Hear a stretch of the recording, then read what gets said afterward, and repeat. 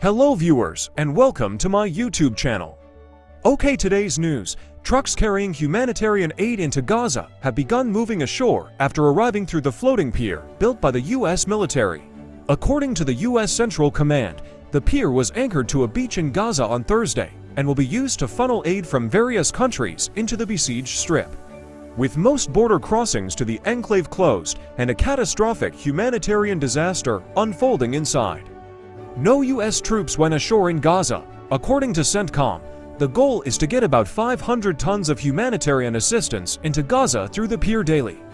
According to ADM Brad Cooper, the commander of CENTCOM, that means about 90 trucks worth of aid a day, and the goal is to build up to 150 trucks a day. One ship is expected to unload aid at the pier on Friday, a UN official told, adding that it was unclear if the process of unloading aid had begun.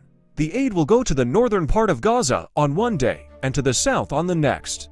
The maritime corridor is coming at a critical moment, with the Rafah border crossing to Gaza having been closed for more than a week, preventing aid from getting through.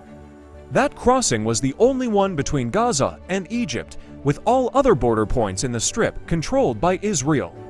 The U.S. began building the floating underscore pier in late April at a cost of $320 million and with the help of some 1,000 U.S. soldiers and sailors. The U.S. said that it is only a temporary measure that is entirely humanitarian in nature. Pieces for the pier were loaded aboard ships on the east coast of the U.S. and then transported 6,000 miles across the ocean, according to CENTCOM's Cooper. The pieces were assembled off the coast of Gaza, with final assembly taking place in the Israeli port of Ashdod. The aid delivered via the pier will go through several steps before reaching Gaza. It will arrive in Cyprus by either air or sea, where it will be screened by the US and Israel and palletized, before being brought by ship to a floating platform near the Gaza coast. Then it is finally transported to the floating pier and loaded onto trucks to distribute on land. The US has said the pier is not meant to replace aid that enters through land crossings, which aid workers have said are the fastest and easiest way to get relief into the territory. This maritime route is additive and is not meant to replace land routes into Gaza, Cooper said. The UN's World Food Program will be responsible for receiving and distributing the aid in Gaza. Most land crossings into Gaza remain either shut or congested due to lengthy inspections by Israel. That has led the US and other countries to start airdropping aid into Gaza, which human rights organizations have criticized as insufficient. The UN has warned of famine setting in parts of Gaza, calling on Israel to open more land crossings for aid.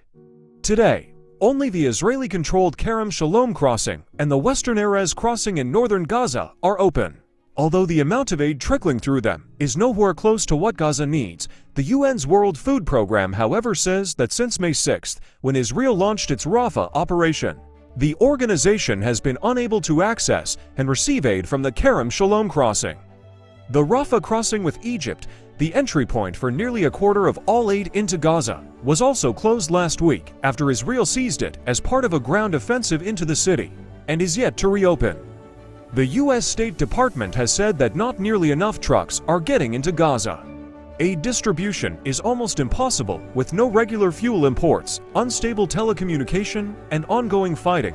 Oka said on X the impact is devastating for over 2 million people. Thanks for watching, and please subscribe to our YouTube channel.